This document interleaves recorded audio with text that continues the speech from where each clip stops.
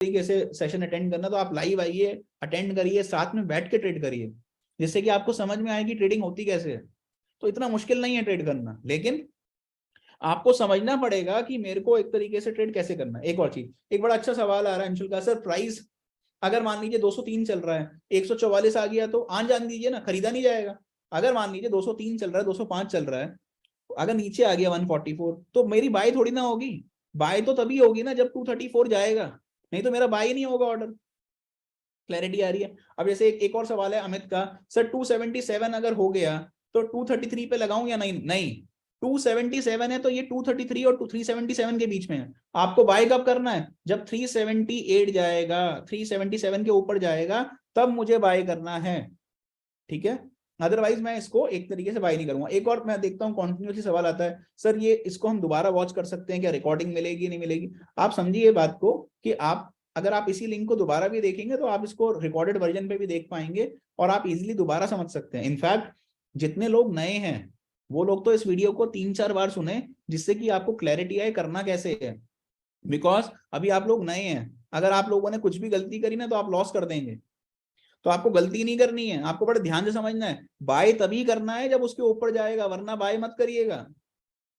और stop loss तभी डालना है सिस्टम में, पहले स्टॉप लॉस डाल के रखना है, जिससे कि कभी पता चले कि मतलब आपको नुकसान हो जाए। एक और चीज, सर कॉल पुट दोनों खरीदना है क्या? दोनों नहीं खरीदना, बिड डालनी है दोनों की, ठीक है? जो प्राइस चल रहा होगा उससे ऊपर बिड डालनी है। अच्छा सर मिनिमम कैपिटल रिक्वायरमेंट कितनी है? आपकी कैपिटल रिक्वायरमेंट लगभग इस काम के अंदर 20 से 25 हजार रुपए में आपका काम हो जाएगा। तो अगर मान लीजिए आपने 15 हजार, 20 हजार, 25 हजार रुपए डाल रखे हैं और आप सही तरीके से ट्रेडिंग करते हैं, तो आप इसमें अपनी कम कैपिटल के अंदर अच्छा रिटर्न बना सकते हैं। तो छोटी कैपिटल के अंदर भी काम किया जा सकता है, ठीक है? और इससे आप इजीली कर पाएंगे। एक और चीज, जैसे मैंने आपको बताया, मैं पर्सनली रुद्रा के साथ ट्रेड करता हूं और उसका जो लिंक है वो मैंने आप लोगों को एलग्रो के चैनल पे डाला हुआ है। तो अगर आपको लगता है कि मेरे को एक तरीके से ट्रेडिंग करनी है तो आपकी कॉस्ट बहुत कम आएगी काम करने की, आप उस पर अकाउंट खोल सकते हैं। फ्री ऑफ कॉस्ट अकाउंट है, कोई चार्ज नहीं लगेगा आपको। सिर्फ इतना ही नहीं, और चार्ज तो लगेगा ही नहीं, उसके अलावा मैं आपको एक और चीज बता दूं, आपको बेनिफिट क्या है कि कोई आपका मेंटेनेंस चार्ज नहीं है, एपीआई फ्री है, ब्रोकरेज सिर्फ 10 रुपए लगने वाली है आपकी, आपको रियल टाइम कॉल सपोर्ट भी है। दूसरी बात, सबसे बड़ी बात है कि आपको सारे टेक्निकल बेस्ड इंडिकेटर्स पे एएफएल के थ्रू ट्रेडिंग करनी है, तो आप एल्गो ट्रेडिंग कर सकते हैं, फुल्ली ऑटोमेटेड ट्रेडिंग, बिना ह्यूमन इंटरेक्शन के काम कर सकते हैं आप। अच्छा, अब मैं देख रहा हूँ कि किसी के एक सवाल आ रहा है, दिवांशी का एक सवाल है, सर यूएस में रिसेशन आ गया तो कॉल पुट में क्या होगा? आपको एक बात समझनी पड़ेगी, कोई फर्क नहीं पड़ता।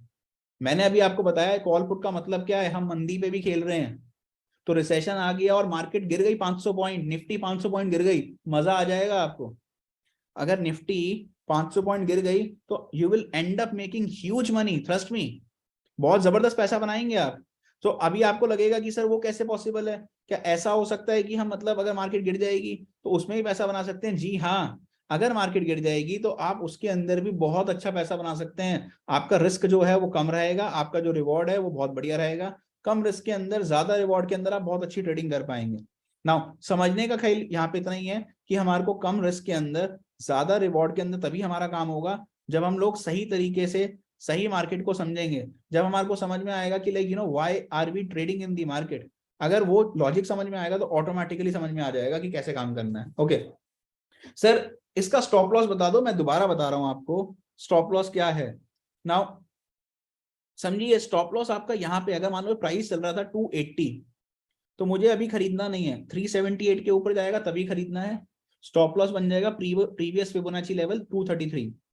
अगर प्राइस चल रहा था 160, जो मैंने आपको अभी लाइव दिखाया, प्राइस चल रहा है 160, अगर 160 चल रहा है तो 233.50, 234 पे स्टॉप लॉस बाय ऑर्डर डालेंगे। स्टॉप लॉस बाय ऑर्डर, मैं रिपीट कर रहा हूँ, नॉर्मल बाय ऑर्डर नहीं डलेगा, स्टॉप लॉस बाय ऑर्डर डलेगा।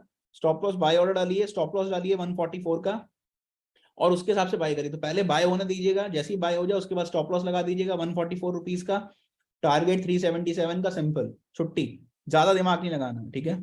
तो बड़ा सिंपल रखना है। अच्छा, अब मैं देखता हूँ कि काफी सारे लोगों के ना Q&A हैं कि सर हमारे को ये शेयर बता दीजिए, कोई शेयर का नाम बता दीजिए। मैंने आप लोगों को लास्ट सेशन में भी बताया था, दोबारा बताया था कि आपको मेरे से ना शेयर जानने की बजाय आपको ये फोकस करना चाहिए कि सर लाइक हम लोग कैसे कर सकते हैं। मैं आपको एक सिंपल सा टेक्निक बता रहा हूँ। हमने लास्ट वेबिनार के अंदर एक स्टॉक बताया था, बड़ा फोकस करके मैंने बात करी थी, पूना वाला फिनकॉर्प। अब देखिए, और मैंने बताया था आरएसआई का रेलेवेंस भी क्यों इतना इंपॉर्टेंट है। ये पूना वाला फिनकॉर्प है, ठीक है। मैं आपको थोड़ा सा कुछ चीजें दिखा देता हूँ, एक सेकेंड, जो कि आई थिंक आप सब लोगों को मदद करने वाला है। And I just show you कि किस तरीके से आप अपने ट्रेडिंग इंडिकेटर के ऊपर चीजों को लगा सकते हैं और कर सकते हैं।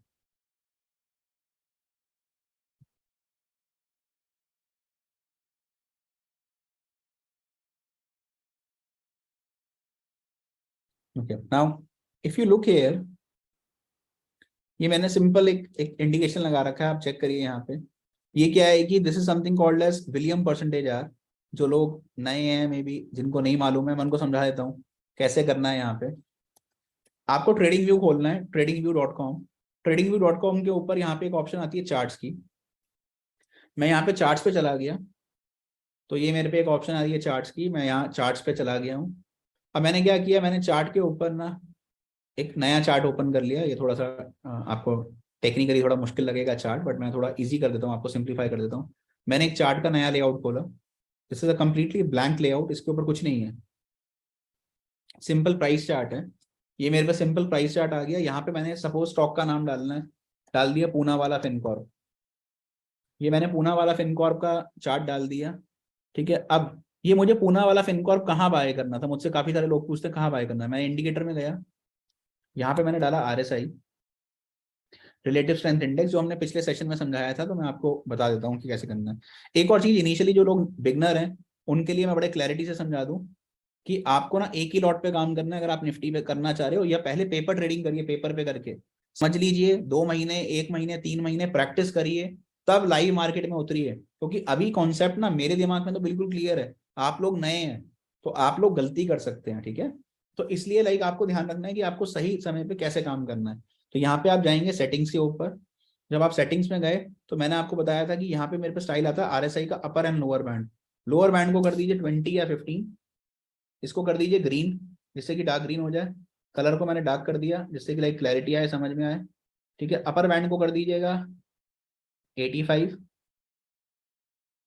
85 जाएगा तो बेचना है आपको।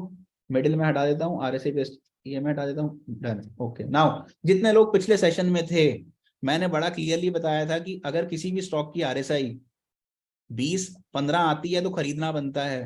पूना वाला फिनकॉर्प हमने बहुत अच्छे से डिस्कस किया था कि पूना वाला फिनकॉर्प पे नजर रखिएगा। और मैं पर्सनली ये शेयर मेरे पे 162 रुपये 50 पैसे से पड़ा हुआ है, और मैं इसको ऐड करूंगा अगर वापसी नीचे आएगा। देखिए स्टॉक ने एग्जैक्टली RSI इसकी आ गई, आप सब लोग देख पा रहे हैं 19 की RSI 20 के नीचे आई ही नहीं आई।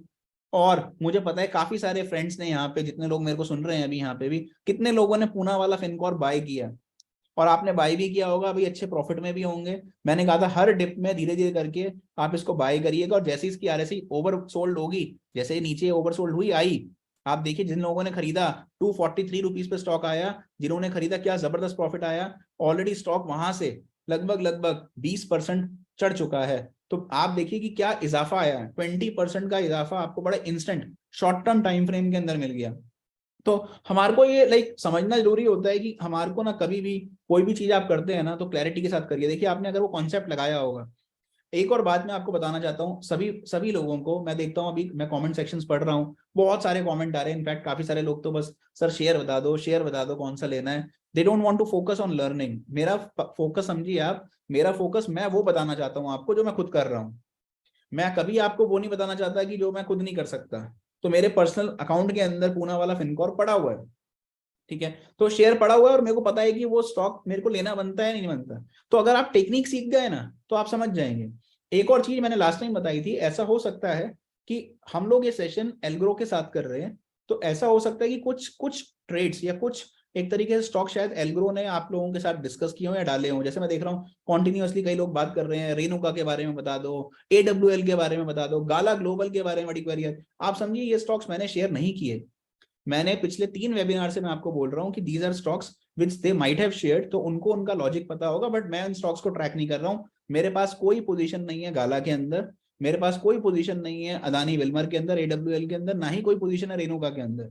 रेनू का मैंने लास्ट ईयर बाय करवाया था ट्विटर के ऊपर, आप जाके देखिए 9 रुपए पे, तो 9 रुपए पे बाय करवाया, उसको तो हमने ऊपर काट भी चुके कब का।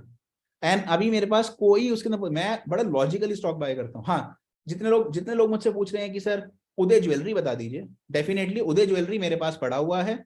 उदय ज्वेलरी का काउंटर आप देखिए, मैंने लास्ट सेशन में ही बताया था, दोबारा बता रहा हूँ, ये सपोर्ट के लेवल्स पे है। उदय ज्वेलरी यहाँ पे अभी भी मुझे सही लगता है, खरीदना बनता है। तो जिन लोगों का रुझान थोड़ा सा है कि भाई मैं रख सकता हूँ ट्रेड को, इसने कब बनाया है, कब बना के ये हैंडल बना रहा है, इसको बोलते हैं कप एंड हैंडल। तो यस, जो स्टॉक्स मैंने डिस्कस किए हैं या मेरे पोर्टफोलियो के अंदर हैं, उन स्टॉक्स के बारे में बात कर सकता हूँ आप लोगों के साथ। तो देखिए मैं आपको थोड़ा सा समझा देता हूँ, जितने भी लोग मेरे से पूछ रहे हैं, क्वेरी कर रहे हैं, ठीक है। सो ये पूना वाला, ये सॉरी, ये उदय ज्वेलरी के बारे में, ये उदय ज्वेलरी है, ये कब बना चुका है, कब बनाने के बाद स्टॉक क्या कर रहा है, वो मैं आपको दिखा देता हूँ। ये स्टॉक नीचे आ रहा है, इसको बोलते हैं कप एंड हैंडल। स्टॉक थोड़ा कंसोलिडेट कर रहा है, कंसोलिडेट करके नीचे आ रहा है। अब ये जो नीचे आया है ना, मैंने आप लोगों को पहले भी बताया है, एक स्टॉप लॉस रखिए, स्टॉप लॉस के साथ टारगेट करिए। इस स्टॉक का जो टारगेट आना चाहिए, वो टारगेट बहुत क्लियर है। यहाँ से जो नीचे आया है ना, यहाँ से मैं बड़ा क्लियर हूँ कि इसका टारगेट जाना चाहिए 173 के आसपास का। तो अगर आप 173 के टारगेट के साथ रख सकते हैं इसको, 173 से लेके 184, मेरे हिसाब से वो टारगेट्स अचीव होने चाहिए। This is how it looks on the chart. So ये एक तरीके से टारगेट जो हैं 184 रुपीज तक के टारगेट्स मेरे को पर्सनली आते हुए दिखते हैं, नजर आते हैं, ठीक है। और मैं सारे स्टॉक्स की दे दूंगा आपको आंसर, तो आप लोगों को लाइक परेशान होने की जरूरत नहीं है, आपको सारे स्टॉक्स पता चलेंगे। ये मेरे को पर्सनली उदय ज्वेलरी के ऊपर लगता है, ठीक है। This is something which is like on Uday jewellery, जो लोग पूछ रहे हैं क्या, क्योंकि काफी सारी क्वेरी वो आ रही है। एक और चीज, पूना वाला फिनकॉर्प जो पूछने सर सेल टारगेट क्या है, क्या चीज है, मैंने लॉन्ग टर्म के लिए कंपनी को खरीदा है, शॉर्ट टर्म मेरा ऑब्जेक्टिव नहीं है। मैंने कहा था नीचे अगर 220 200 रुपए भी आ जाएगा तो भी मैं खरीदना चाहूंगा, क्योंकि मेरा ऑब्जेक्टिव बड़ा टाइम फ्रेम, मैं क्लियर हूँ, मैं लॉन्ग टर्म के लिए खरीद रहा हूँ, मेरा शॉर्ट टर्म में एक तरीके से बिल्कुल ऑब्जेक्टिव है नहीं, सिंपल सी बात ये है। तो मैं उस तरीके से स्टॉक खरीदता ही नहीं, मैं खरीदता हूँ जहाँ पे मल्टी बैगर बन जाए स्टॉक्स, लॉन्ग टर्म के अंदर अप्रोच देते हैं। दूसरा, काफी सारे लोग पूछते हैं, बिकॉज दिस इज अगेन मेरी पर्सनल पोजीशन है, तो सुमाया के अंदर मेरी पर्सनल पोजीशन है। स्टॉक अगर आप देखेंगे तो इसको बोलते हैं डब्लू पैटर्न, एक डब्लू पैटर्न बनाता हुआ लग रहा है, इसको डब्लू पैटर्न बोलते हैं। देखिए डब्लू, आपने सब लोग जानते हैं ना लेटर डब्लू, तो ये डब्लू बना रहा है। मेरे हिसाब से स्टॉक इजीली अभी शॉर्ट टर्म के अंदर आपको 49 दिखेगा, लेकिन अगर आपका थोड़ा सा नजरिया बड़ा है तो कोई बड़ी बात नहीं होगी, मेरे हिसाब से ये स्टॉक इजीली जो 62 तक के लेवल है, 62 रुपीज, इजिली यहां तक जा सकता है। अल्ट्रा शॉर्ट टर्म के अंदर 47, 49, 52, 62, ये लेवल्स स्टॉक के ऊपर आ सकते हैं। ये टारगेट आप लेके चल सकते हैं, जो इसका हाई लगा हुआ है ना, ये आप इस टारगेट को यहाँ पे अज्यूम कर सकते हैं, लगभग लगभग